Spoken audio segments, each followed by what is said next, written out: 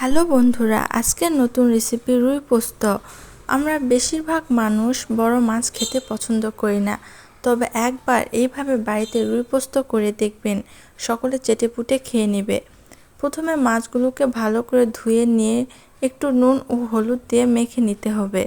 মাখা হয়ে গেলে তেল গরম করে নিয়ে মাছগুলোকে ভেজে নিতে হবে। এক পাশ ভাজা হয়ে গেলে অপর পাশ উল্টে নিয়ে ভেজে নিতে হবে। মাছগুলো ভাজা হয়ে গেলে তুলে নিয়ে ওই একই তেলের মধ্যে দিয়ে দিতে হবে 1 চামচ কালো জিরে, একটি শুকনো লঙ্কা, একটি তেজপাতা দিয়ে নেড়েচেড়ে নিতে হবে।